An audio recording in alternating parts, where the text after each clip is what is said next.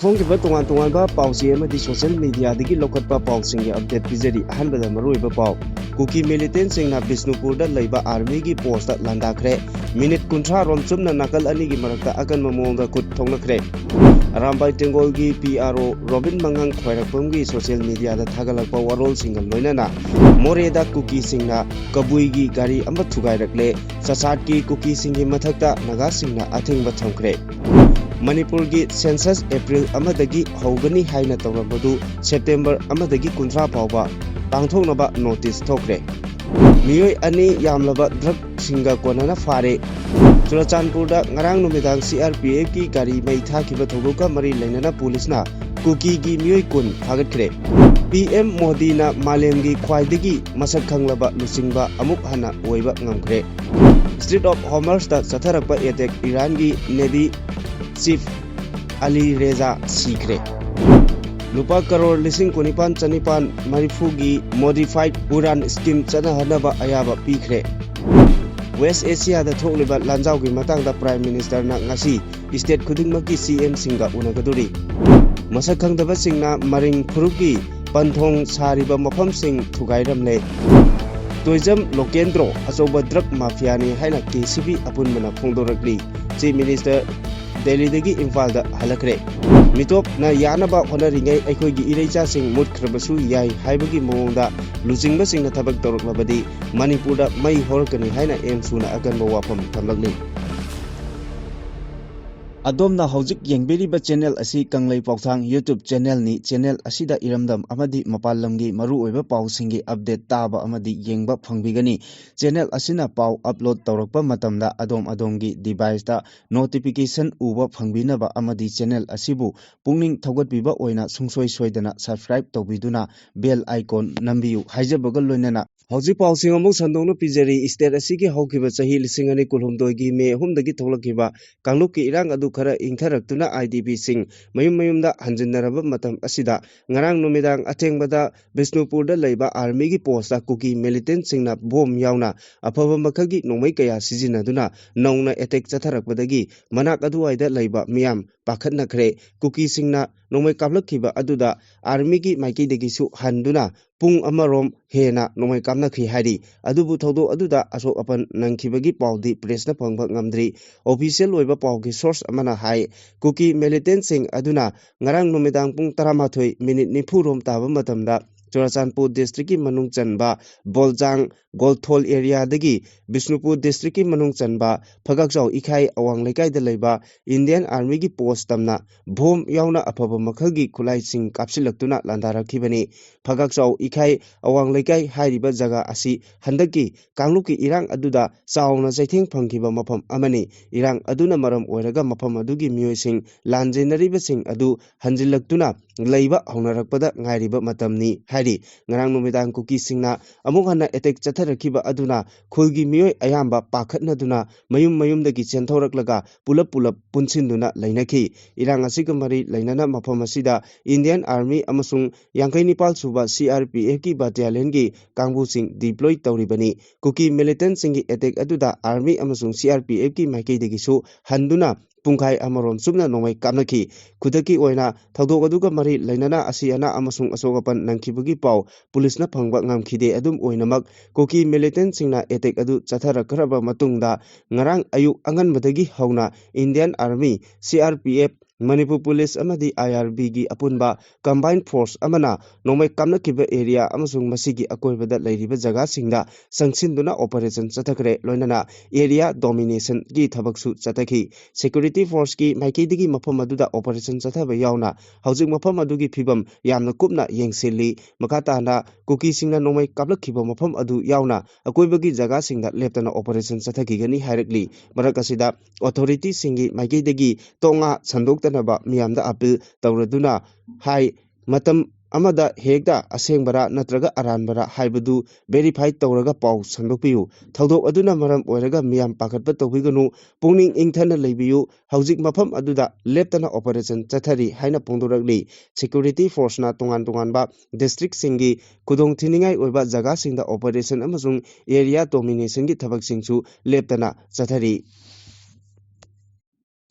Arambai Tengolgi PRO Robin Mangang Khwarakpamna social media da asumna hairi yoktuna thammiba kuki khulai paiba singna lebak asida tongning bada kusi tawanduna thamliba mafam matam thidana kamningba mafamda automatic nongmai kaya kapa ngamli phongna lambida army gi gari mai thadokli kaisu tawba ngamde lo pairiba SP makok thugaige kaisu tawba ngamkhide kaisu leitaba salai teret ki sticker macha amakak naplubagi moreda Kabuigi gari ama Maitei Pangangi Ichinanauna Thauduna Lakpada Kuki Singna Thugaigre Kaisu Tawba Ngamkhide Maiteina Imphaalda Kuki Lakpiro Nungsinarasi Sangnarasi Saunaragunsi haiduna indirectly surrender Tori Aikhoi Masel Hunari Launari Nungsinababu Nakal Animaki Thamoida Nungsiba Phauраktana Amana Koitan Tanaraga Nungsinasi haiba Amana Nawa Laude hairaga Nungsinarakadrane Aikhoi Amuta Lingjen Manasi Kaidoge Adu Khaktada Indiana Kigani Natriba Makai Hu Adum Kamduna Laikini Kankada Lin Laikini Tumpham Khankiroi Haikibaga Loinana Aroibada Asumna Su Amu Hari Augusta Nate Chahi Ama Yaithoklasu Marak Asida Athubada NRC Taunaba Oina Authority Singna Sinbiyu Adu Nataduna Chahi Kaya Yaithoklasu NRC Taudragadi Hena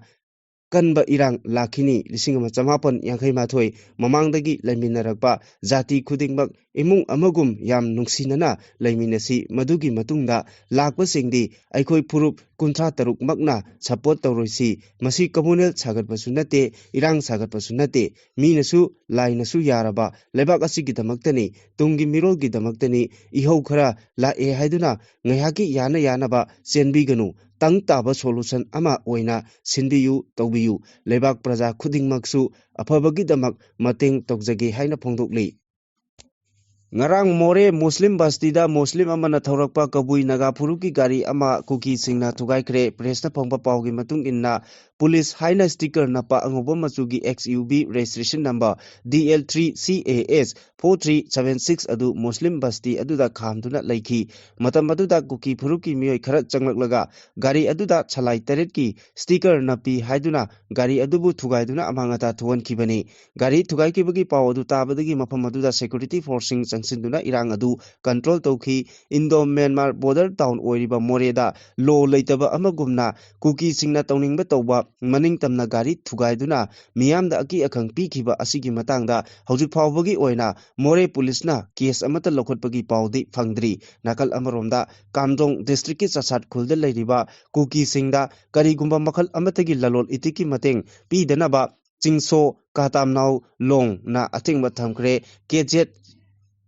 Elna Thadura Kiba Chirol Amada Hai Tha Asigi Kunmarida Chasat Youth Club na Thokiba press statement amagi matung inna Lale Haina Sengdongnaba Khangalabasu Thabak Oina Pangthoktabadagi Ngarang Numidang Wairam Pung Manga Dagi Hauraga Matam Kaktana Chasat Khulda Leiriba Kuki Singda Lalol Itika Mari Lainaba Thabak Khudingmakta Atingba Thamle Haina Lauthokre Atingba Sigi Mayokta Thabak Torokpa Group Natraga Lanai Miyo Singi Mathakta Akanba Action Logani Haina Su Khangali Manipur Lengaki Commissioner Home Ashok Kumar na thokiba notification amagi matung inna Manipur da September amadagi kunthra fawba yumkok thiragani mamangda Registrar General and Census ki Commissioner Kumar Narayan na January 3 ta thokiba notification amagi matung inna lebak asigi state amadi union territory pumnamakta chahi asigi April amadagi numit kunthra ni chupna yumkok thibagi thabak chathagani haina phongdokibani Home Commissioner na nongna thorakiba notification asigi matung inna mamangda Registrar General and Census Commissioner na thokiba notification adu chanararoi chahi asigi September amadagi hauraga September kunthra phawba numit kunthra ni chupna yumkok thibagi thabak paikhatpaga loinana August 13 tagi August kunthra mathoi phawba numit 15 gi oina self Enumeration ki khudong chaba laigani madugi mathang manau naina yumkok thibagi thabaksing paikhatkani census yaithoknabagi mayokta campaign for just and fair delimitation na changsilakpa khongjang khudingmakta Arambai Tengolgi thomi lakh ama lising marphu tarani thoina mapung phana saugutgani haina Arambai Tengol group ki headquarter ki commissioner CMP Waikhom Munindro mangangna phungdokre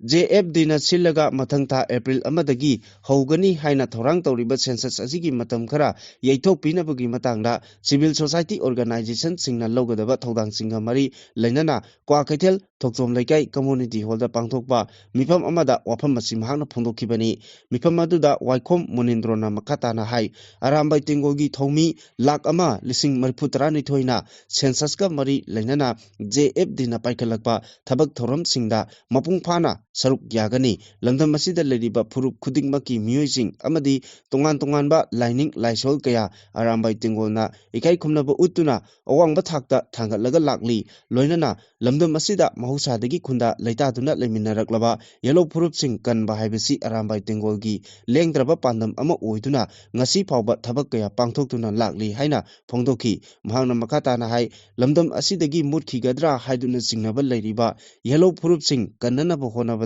Manipurda lairiba mitop sing hana khandokadabani madu tawdriba makhai mikok thibagi thabak chathaba yaroi karigumba lengak asina ngami matagum namdana mikok thibagi thabak chatharaklaba tarabadi mitop sing asi India gi citizen ama oiraktuna lamdam asigi chief minister phawba oirakba yai maram aduna lamdam asidagi mitok khandoknaba honabada lupki khenaba thamdana aikhoi punna saruk yaminaba mathau tai haina phongdokhi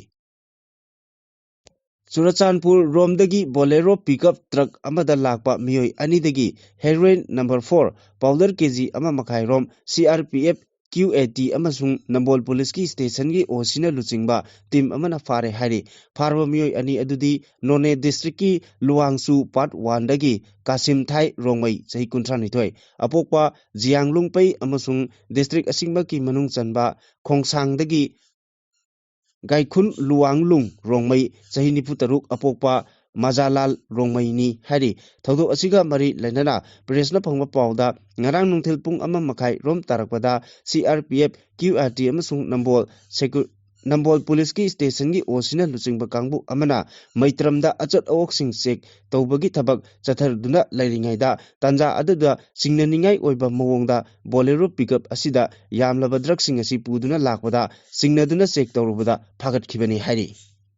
Garang numidang pung taruk makai rom taba matamda Churachandpur district ki Tuibongda miyoi anina thauraga lakpa two wheeler gari ama army gi Casper gari amaga thengjinnakiba thawdoka mari lainana irang adu khanghaudana hena pakthok chakthoraktuna CRPF ki gari ama mai thadokhiba thawdoka mari lainana Churachandpur police na miyoi kun phagat kre hairi pawasina makhata na accident aduda two wheeler tongduna lakiba miyoi ani adu yamna minor oina sokhi soklaba makoi animak Churachandpur District Hospital da pukhatuna laikanakre adubu miyamgi maikeidagi security force na accident thodok adu thoklaba matung hanna yenglamdana chatkibadagi irang adu chakthorakhibani hairi thodok aduna maram oiraga mafam aduda yamlaba miyam thomjinnaраktuna security force ki personnel singda nung thomjinbadagi irang adu chakthorakhibani security force ki maikeidagi su irang adu laksinnaba nomai kapkhi adumapu miyam adu mafam aduda nomidang pung 8 makai rom taba matam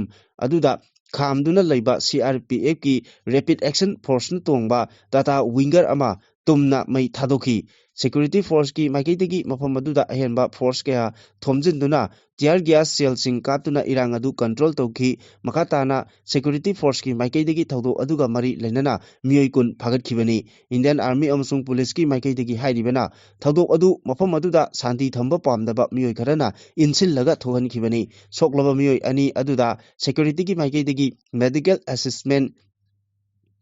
assistance piki miyoi ani adu hospital da first aid piraba matungda discharge tawkhre makatana pamdaba thodosing thoktanaba Tuibong bazar yauna sensitive oiba jaga singda ahenba security forcing deploy tawkhre thodok adugi matangda police na case ama lokhatuna investigation chathabasu hokre hari Bharat ki Prime Minister Narendra Modi na Malem ki khwaidagi chakhanglaba luchingba amuk hanna oire America da laiba data analysis firm monitoring cell gi oina Malem gi pangthokpa khwaidagi nauba survey da chada Humpunipal gi rating phangduna Malem gi miyamna khwaidagi chakhanglaba luchingba oikhibani March anidagi Nepal phawba pangthokhiba survey aduda Prime Minister Narendra Modi na atopa leibak singi luchingba singdagi rating ka henbagi mami takhi Switzerland gi President Gui Paramelin South Korea gi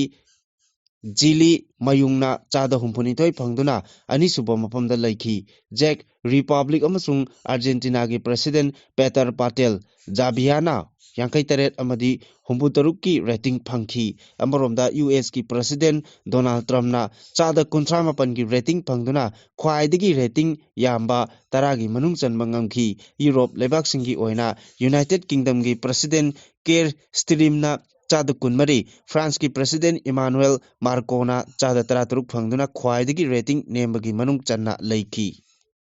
Strait of Hormuz ta chathakiba attack ta Iran gi Navy Chief Ale Riza Tashangsri Sikre kanana kamdongna attack chatharakibano haibagi matangda lekhai taba ngamdri US amasung Israel na attack chatharakibagi paukhum piba oina yamna maru oiba isingi lambi asi thingjinkhibagi thorang lokhatlingai cherakta thodu asi thokibani komjali singani 19 gi August ta matamaduki Iranian Supreme Leader Ayatollah Khamenei na tangsiri bu IRGC Navy ki chief oina hapkibani tangsiri na Strait of Hormuz Thingjindaba amadi America gi warship US Abraham Lincoln da attack chathakiba maruoiba thodang lowki sanglaba chahi kayamarum lan ki maramda thoidok hendokna khanglaba Ali Reza Tangsiri na Iran amadi Iraqi lan matamdasu maruoiba thodang sing lowki Iranian Navy na hi amadi missile na chingba sijinaduna Strait of Hormuz na chingba mafam maruoiba sing isingi lambi sing control tawduna lakhibani yamna maruoiba lambi paring asi thingjinkhibana maram oiraga malemgi tongan ba mafam kayamarumda thau amadi gas phangdabagi awaba mayoknaba hawkibani Prime Minister Narendra Modi na mayai tangbal loduna pangthokiba Union Cabinet mifamna lupa crore lising kunipan chanipan nifugi modified uran scheme chanahanaba warep lawkhre misam miyambu ahongba mamalda plane tongba phangnabagi kutongchaba phanganbaga loinana manung hanjinba mafamsingda air connectivity lehanabagi pandamda Union Cabinet ki warep asi lawkhibani Cabinet mifam aduga mari leinana Union Minister Ashwani Vaishnav haiki hanadagi chanaduna lagliba scheme da semdok sadoklaga tier 2 amasung 3 gi city singda tourism chakotnambagi pandamda anoba thorang asi lokhalakpani thorang asina singi manung hanjinba mafam singda ana layangi kudongchaba hengal hanbaga loinana misam miyamgi chathok chachin tawbada kudongcharagani scheme asigi makhada anoba airport chama sengbalagani hairi West Asia da kudong thiningai oiba phibam mayok narakpadagi Prime Minister Narendra Modi na video conferencing ki khuthangda state pumnamakki chief minister ga ngasi wari sanagadori lalgi chaithengna oherlakliba phibam asi matau kamdangna laksingadagi haibagi matangda mifam aduna kupna khanak bagal loinana center amasung state singi marakda punna thabak tawminnanabagi matangda khanagani haina official oiba source amagi pauna phungthokli yamna maru oina ngasigi mifam asida khanagadoriba wafam singdi petroleum product marang kaina phangdabagi wafam mayoknarakpa amasung lalgi chaitheng nanglaba laibak singda lairiba India gi citizen sing kudong thiba nanghandanabagi matangdani hairi hojik assembly gi election pangthoknaba thorang toriba state singi oinadi model code of conduct chanariba maramna mifam asida yawroidori hairiba state sing adugi matung inna cabinet secretariat ki khutangda chief secretary singi oiba mifam ama kaugadori West Asia da oiragliba piba masigi yenglaga cabinet secretariat na group of secretariats ki GOS taret semkhibagal loinana senior official humpumanga security economy energy fertilizer essential commodity singi matangda khanakhrabani tongan ba ministry singdagi mihut yawa group taret aduna defense external affairs amadi internal affairs ka mari leinaba thabak thoramsing pangthokkodori Foreign Secretary Vikram Misra na luchingba aduna Home Secretary Govind Mohan amasung Deccan Secretary Rajesh Kumar Singhana saruk yari Imphal East District ki manung chana leiba Kairao Assembly Constituency ki manung chana leiba Phunal Maringda leiba Maring Phurup ki chahi khuding ki pangthoktuna lakpa thoronggi panthong sariba mafam sing haukiba tang kulumdoi gi ahingda masak khangdaba miyoi singna thugairam le hari thodo sigi matangda khun gi chairman ke Megha Maringna hai Panthong Tugairamba asina maram oiraga matam kayagi mamangdagi khunda minariba yolo furup singi marakta amana amada nungaitaba wakal pokhal laknabagi machak ama ohele Panthong sabagi thorom asi ipa ipu singi hakdaktagi chahi kudingi pangthoktuna lakpa thorom amani adubu yaikhai Tingairamba asina maram oiraga Maring Purupta nungaitaba wakal phawale lamdam asida lariba CSO singnasu hiram asida miteng changbiba pami santhong saba Saduna Thambana Mafam Asida Maring Haiba Purup Ama Kundari Haibagi Kudam Changdam Biribani Apikpa Purup Amasu Oiriba Maring Purupta Atamnana Yekai Tugaibagi Tabak Asi Akan Mamongda Condemn Tawi Haina Pungdorakli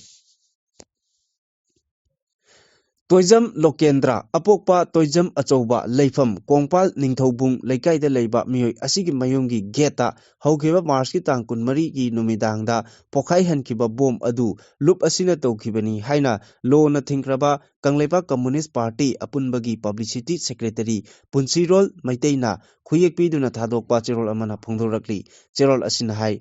Toizam Lokendra Hariba Mioi Asigi Yumda Lupki Mioi Thaduna Pau Phoroknaba Wari Chanabagi Tanja Ama Piraba Phawba Thawoi Usitaduna Mana Drugki business lepagi mahuta henadum chatharaki wakal taminabagi mahut Toizam Lokendrona Thawoi Usitaba Thausadaba Madi Mangak Haigatbagi Thawaningdaba Bom Pokhaibagi Thodo Adu Thokan Kibani Drug Mafia Toizam Lokendrona Sijinariba Mioising Asi Lupna Kusien Chenaduna Yamna Kanna Tijili Inkilakliba Yut Kayabu Aranba Lambida Lamjingba Amadi Drugki business da Pakholoi oina Sijinariba Asi Afaba Sumba Thabak Nate Hairiba Toizam Lokendrogi Khongbu Oiribasingna Mangondagi Lapna Leibiyu Hairi Aroiba warning oina Toizam Lokendrobu Numit Taretnigi Manungda Changjaraklaga Partiga Wari Sanaduna Wakal Taminanaba Tanja Amuka Hanna Piri Masida Makhatana Changjaraktaba Thoklobadi Lup Asina Laurakpa Achouba Akanba Ahakpa Phirepta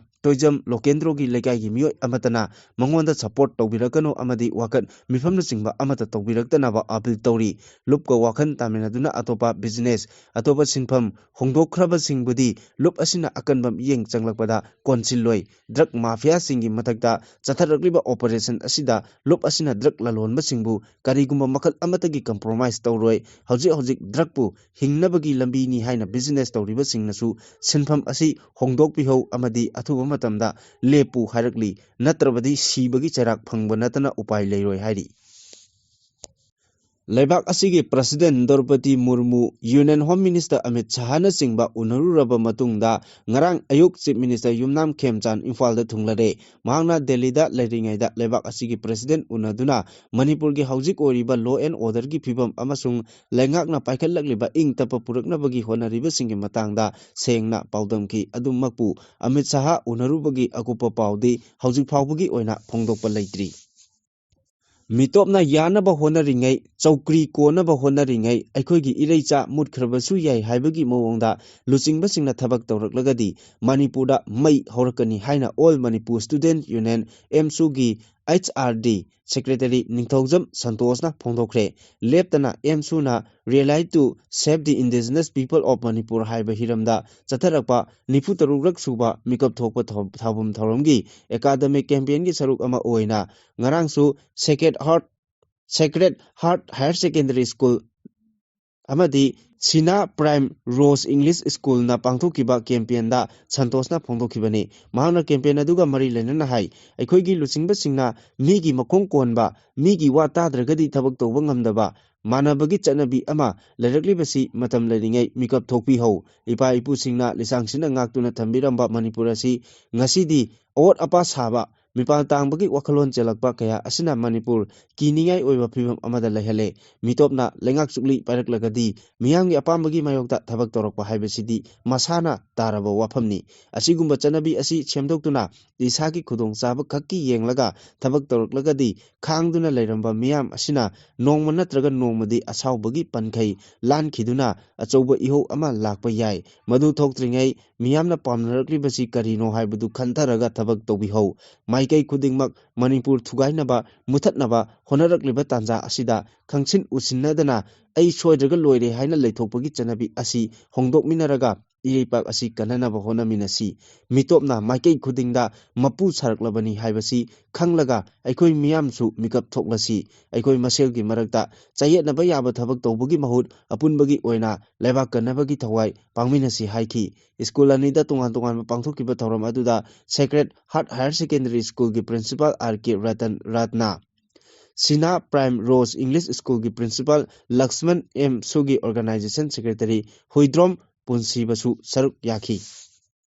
ꯃꯈꯥ ꯇꯥꯔꯛꯄꯗ editor ꯀꯂꯝꯗꯒꯤ ꯃꯆꯪ ꯑꯣꯏꯕ ꯄꯥꯎ ꯑꯅꯤꯈꯛꯇꯪ ꯂꯧꯈꯠꯆꯔꯤ ꯑꯍꯥꯟꯕꯗ chief ꯃꯤꯅꯤꯁꯇꯔꯒꯤ ꯒꯧꯍꯥꯇꯤ ꯈꯣꯡꯆꯠ home minister Govinda ꯗꯥꯁꯀ ꯑꯣꯏꯅ ꯋꯥꯔꯤ ꯁꯥꯟꯅꯍꯜꯂꯝꯕꯅ ꯐꯕꯅꯤ ꯃꯅꯤꯄꯨꯔꯗ ꯀꯥꯡꯂꯨꯞꯀꯤ ꯏꯔꯥꯡ ꯊꯣꯛꯈ꯭ꯔꯕ ꯃꯇꯨꯡꯗ ꯆꯍꯤ ꯑꯍꯨꯝꯔꯣꯝꯗꯤ ꯀꯨꯀꯤꯒꯤ ꯁꯤꯚꯤꯜ ꯁꯣꯁꯥꯏꯇꯤ ꯑꯣꯔꯒꯅꯥꯏꯖꯦꯁꯟꯁꯤꯡꯒ ꯐꯣꯡꯅ ꯃꯅꯤꯄꯨꯔ ꯂꯩꯉꯥꯛꯀ ꯋꯥꯔꯤ ꯁꯥꯟꯅꯕ ꯂꯩꯈꯤꯗꯦ ꯑꯗꯨꯃꯛꯄꯨ ꯑꯦꯝ.ꯑꯦꯜ.ꯑꯦꯁꯤꯡ ꯉꯥꯏꯍꯥꯛ ꯂꯩꯇꯅ ꯎꯅꯕ ꯏꯁꯨ ꯑꯁꯤꯒꯤ ꯃꯇꯥꯡꯗ ꯋꯥꯔꯤ ꯁꯥꯟꯅꯕ ꯑꯃꯁꯨꯡ ꯑꯋꯥ ꯑꯅꯥ ꯇꯥꯔꯛꯄꯗ ꯃꯇꯦꯡ ꯄꯥꯡꯕꯅꯆꯤꯡꯕꯗꯤ ꯑꯗꯨꯝ ꯇꯧꯅꯔꯛꯂꯤ ꯃꯁꯤꯁꯨ ꯃꯅꯤꯄꯨꯔꯒꯤ ꯑꯅꯧꯕ ꯂꯩꯉꯥꯛ ꯑꯃ ꯂꯤꯡꯕꯗ ꯀꯨꯀꯤ ꯀꯥꯡꯕꯨꯗꯒꯤ ꯃꯤꯑꯣꯏ ꯑꯃ ꯂꯩꯉꯥꯛꯀꯤ ꯗꯤꯄꯨꯇꯤ ꯆꯤꯞ ꯃꯤꯅꯤꯁꯇꯔ ꯑꯣꯏꯅ ꯋꯥꯁꯛ ꯂꯧꯈꯤ ꯋꯥꯁꯛ ꯂꯧꯕꯒꯤ ꯊꯧꯔꯝ ꯑꯗꯨ ꯆꯨꯔꯆꯥꯟꯄꯨꯔ ꯑꯦꯁꯦꯝꯕ꯭ꯂꯤ ꯀꯟꯁꯇꯤꯇꯨꯑꯦꯟꯁꯤꯒꯤ ꯑꯦꯝ.ꯑꯦꯜ.ꯑꯦ ꯑꯦꯜ.ꯑꯦꯝ. ꯈꯧꯇꯦ ꯑꯃꯁꯨꯡ ꯇꯤꯄꯥꯏꯃꯨꯛ ꯑꯦꯁꯤꯒꯤ ꯑꯦꯝ.ꯑꯦꯜ.ꯑꯦ ꯉꯨꯔꯁꯥꯡꯅꯨꯔ ꯁꯅꯥꯇꯦꯗꯤ ꯁꯔꯨꯛ ꯌꯥꯈꯤ ꯑꯗꯨꯕꯨ ꯊꯥꯖꯅꯕ ꯍꯟꯖꯤꯜꯂꯛꯄꯗꯒꯤ ꯗꯤꯄꯨꯇꯤ ꯆꯤꯞ ꯃꯤꯅꯤꯁꯇꯔ ꯑꯣꯏꯔꯤꯕ ꯅꯦꯝꯆꯥ ꯀꯤꯞꯒꯦꯟꯗꯤ ꯃꯤꯅꯤꯁꯇꯔ ꯑꯃ ꯑꯣꯏꯅ ꯏꯁꯇꯦꯠ ꯑꯦꯁꯦꯝꯕ꯭ꯂꯤꯗ ꯌꯥꯎꯐꯝ ꯊꯣꯛꯄꯗꯨ ꯌꯥꯎꯈꯤꯗꯦ ꯚꯔꯆꯨꯑꯦꯜ ꯑꯣꯏꯅ ꯁꯔꯨꯛ ꯌꯥꯔꯛꯈꯤ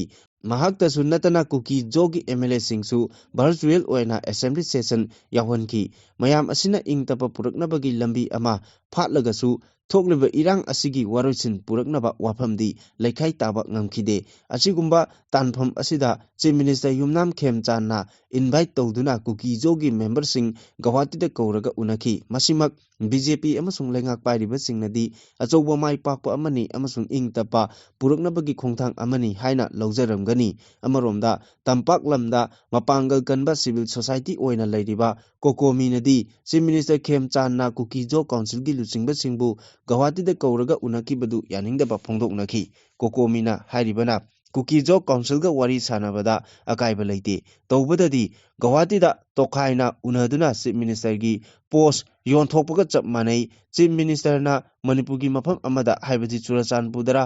ꯀꯥꯡꯄꯣꯛꯄꯤꯗꯔ ꯅꯠꯇ꯭ꯔꯒ ꯏꯝꯐꯥꯜꯒꯤ ꯃꯐꯝ ꯑꯃꯗ ꯎꯅꯕꯗ ꯀꯔꯤ ꯀꯥꯏꯕꯒꯦ ꯍꯥꯏꯕꯁꯤ ꯋꯥꯍꯪ ꯑꯣꯏꯅ ꯊꯣꯛꯂꯛꯄꯅꯤ ꯃꯁꯤꯗꯁꯨ ꯅꯠꯇꯅ ꯏꯁꯇꯦꯠ ꯑꯁꯤꯒꯤ ꯃꯤꯌꯥꯝꯒꯤ ꯊꯕꯛ ꯇꯧꯔꯤꯕ ꯀꯥꯡꯕꯨ ꯈꯔꯅꯁꯨ ꯀꯨꯝꯖꯥ 2024 ꯗꯤꯁꯦꯝꯕꯔ 17ꯗ DIPRꯅ ꯆꯦꯔꯣꯜ ꯑꯃ ꯊꯣꯛꯇꯨꯅ ꯀꯨꯀꯤ ꯖꯣꯒ ꯀꯥꯎꯟꯁꯤꯜ ꯍꯥꯏꯕꯁꯤ ꯃꯁꯛ ꯈꯪꯗꯦ ꯑꯁꯤꯒꯨꯝꯕ ꯃꯈꯜꯒꯤ ꯑꯣꯔꯒꯅꯥꯏꯖꯦꯁꯟ ꯑꯃꯠꯇ ꯃꯅꯤꯄꯨꯔꯗ ꯂꯩꯇꯦ ꯍꯥꯏꯅ ꯊꯣꯛꯂꯝꯕ ꯆꯦꯔꯣꯜ ꯑꯗꯨ ꯄꯨꯊꯣꯛꯅꯗꯨꯅ ꯍꯟꯗꯛꯀꯤ ꯈꯣꯡꯊꯥꯡ ꯑꯁꯤꯒꯤ ꯃꯇꯥꯡꯗ ꯌꯥꯅꯤꯡꯗꯕ ꯀꯌꯥꯃꯔꯨꯝꯁꯨ ꯐꯣꯡꯗꯣꯛꯅꯔꯛꯄ ꯂꯦꯞꯇ꯭ꯔꯤ ꯃꯁꯤꯗꯁꯨ ꯅꯠꯇꯅ ꯀꯨꯀꯤ ꯖꯣꯒ ꯀꯥꯎꯟꯁꯤꯜꯅ ꯁꯤꯖꯤꯟꯅꯔꯤꯕ ꯂꯝꯀꯥ ꯗꯤꯁꯇ꯭ꯔꯤꯛ ꯍꯥꯏꯕꯗꯨ ꯃꯅꯤꯄꯨꯔꯗ ꯂꯩꯇꯦ ꯍꯥꯏꯅꯁꯨ ꯆꯦꯔꯣꯜ ꯑꯗꯨꯗ ꯐꯣꯡꯗꯣꯛꯂꯛꯈꯤ ꯂꯩꯉꯥꯛ ꯍꯥꯏꯕꯁꯤ ꯃꯃꯥꯡꯒꯤ ꯂꯩꯉꯥꯛꯀ ꯍꯧꯖꯤꯛꯀ ꯁꯝꯅꯗꯕ ꯌꯥꯗꯦ ꯃꯁꯤꯁꯨ ꯃꯊꯛꯇ ꯕꯤ.ꯖꯦ.ꯄꯤꯅ ꯂꯨꯆꯤꯡꯕ ꯂꯩꯉꯥꯛ ꯉꯥꯛꯇꯅꯤ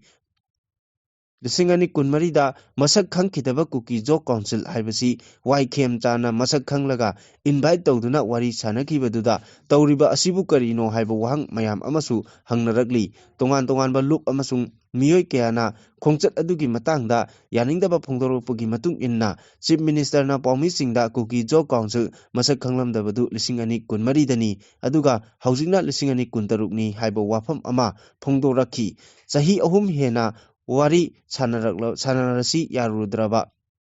ꯑꯗꯨ ꯍꯟꯗꯛꯇꯤ ꯌꯥꯔꯛꯄꯅꯤ ꯃꯁꯤꯃꯛ ꯑꯐꯕ ꯈꯣꯡꯊꯥꯡ ꯑꯃꯅꯤ ꯏꯝꯐꯥꯜꯗ ꯂꯥꯛꯄꯁꯨ ꯈꯨꯗꯣꯡ ꯆꯥꯗ꯭ꯔꯦ ꯍꯥꯏꯔꯕꯅꯤꯅ ꯊꯥꯖꯕ ꯄꯨꯔꯛꯅꯕꯒꯤꯗꯃꯛ ꯒꯧꯍꯥꯇꯤꯗ ꯑꯣꯏꯅ ꯋꯥꯔꯤ ꯁꯥꯟꯅꯕꯅꯤ ꯍꯥꯏꯅꯁꯨ सी.एम.ꯅ ꯐꯣꯡꯗꯣꯛꯈꯤ ꯑꯅꯤꯁꯨꯕ ꯇꯥꯡꯀꯛꯀꯤ ꯋꯥꯔꯤ ꯁꯥꯟꯅꯕꯗꯗꯤ ꯃꯅꯤꯄꯨꯔꯗ ꯑꯣꯏꯅ ꯁꯣꯏꯗꯅ ꯁꯥꯟꯅꯅꯕ ꯍꯣꯠꯅꯒꯅꯤ ꯍꯥꯏꯅ ꯐꯣꯡꯗꯣꯛꯈꯤ ꯅꯥꯀꯜ ꯑꯅꯤꯃꯛꯀꯤ